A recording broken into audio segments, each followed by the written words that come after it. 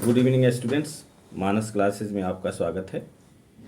इस वीडियो में हम यूरोपीय कंपनियां किस प्रकार भारत पर अपना अधिकार जमाने में सफल हुई, इस पर चर्चा करेंगे। जैसे प्राचीन काल से ही यूरोप के साथ व्यापारिक संबंध थे।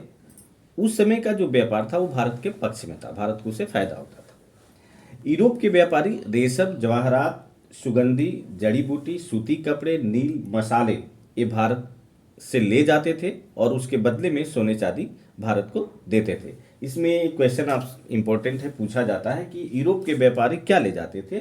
तो आयात करते थे रेशम, जवाहरात, सुगंधी, जड़ी बूटी, सूती कपड़े, नील और मसाले। इसमें मसाले सबसे इम्पोर्टेंट है क्योंकि मसाला वो यूरोप ठंडा प्रदेश है, वो अपने यहाँ के मीट को ठंडी के दिनों में रखने के लिए वो उसका इस्तेमाल करते थे कि ज़्यादा दिन तक सुरक्षित रहेगा। और इस प्रकार भारत को उस व्यापार से फायदा था। इसके बारे में बर्नियर ने कहा था कि भारत में सोने चांदी के आने के अनेक रास्ते हैं, पर भारत से बाहर जाने के सभी रास्ते बंद हैं।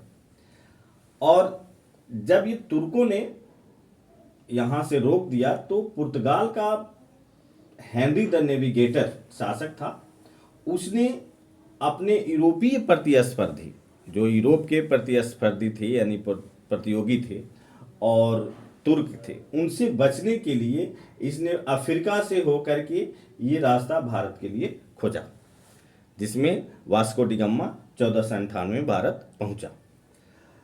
पुर्तगाल का हेनरी द नेविगेटर, उसके इसमें दो उद्देश्य थे। पहला तो अपने यूरोपीय व्यापारियों को व्यापार से बाहर करना और तुर्कों को इस रास्ते से निकालना। इस प्रकार उसने पोप से, जो यूरोप का उस समय सर्वे सर्वा होता था, पोप ही शासन करता था, जितनी कंट्रियां हैं पोप के आदेशों का पालन करती थी, तो पोप ने उनका साथ दिया और पोप ने पुर्तगाल को 1453 ईस्वी में एक अधिकार पत्र दिया, जिसमें पूरब से व्यापार करने का एक अधिकार पुर्तगाल को प्राप्त हो गया। पुर्तगाल का पोप अलेक्जेंडर फर्स्ट यानी 6 ने 1492 में पूरब से व्यापार के एक अधिकार की पुष्टि की। पुर्तगाल का व्यापारिक और धार्मिक ये दोनों उद्देश्य था। धार्मिक उद्देश्य में ये था कि अरबों का मुकाबला करने के लिए अफ्रीका और एशिया के लोगों को, उनके शब्दों में जो काफिर थे, ईसाई में कन्वर्ट किया जाए और तुर्कों और अरबों से मुकाबला किया जाए। 17 मई 1498 को वास्को डी गामा भारत में कालीकट पहुंचा। वो एक गुजराती व्यापारी अब्दुल मनिक के दिशा निर्देश में, ये पूछा जाता है प्रॉब्लम कि किसके दिशा निर्देश में, तो अब्दुल मनिक के दिशा निर्देशन में वो भारत पहुंचा। वास्को डी गामा को भारत में कालीकट के जमोरिन ने स्वागत किया, लेकिन वहाँ के जो मुस्लिम व्यापारी थे वो उन्होंने विरोध किया।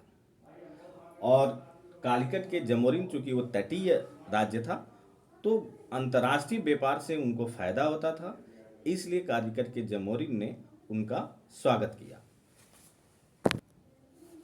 वास्को डी गामा 90 दिन में पुर्तगाल से भारत पहुंचा था और यहाँ से जो वो सामान ले गया पुर्तगाल, तो उसकी यात्रा पर जो खर्च हुआ था उससे 60 गुना दाम पर बेचा, यानी उसको 60 गुना लाभ हुआ। आप सोच सकते हैं कि कितना उसको प्रॉफिट हुआ।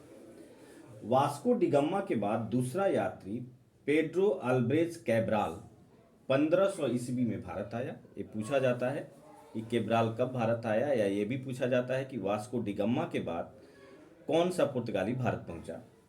तो ये पेड्रो अल्ब्रेज कैब्राल था। वास्को डी गामा दूसरी बार 1502 में भारत आया था। इसको याद रखने का अच्छा तरीका है, दूसरी बार यानी 1502, ये दो लिखा है, तो वास्को डी गामा दूसरी बार भारत आया था। 1503 में कोचीन में पहला व्यापारिक कारखाना पुर्तगालियों ने खोला।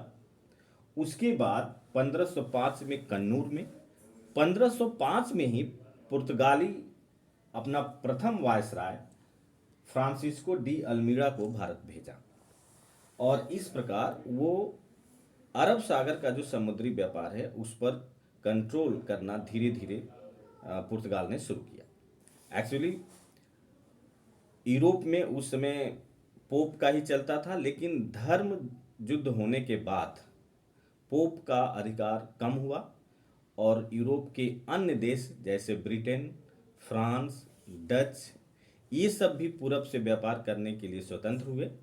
अब इनकी चर्चा हम दूसरे वीडियो में करेंगे। तब तक के लिए नमस्कार।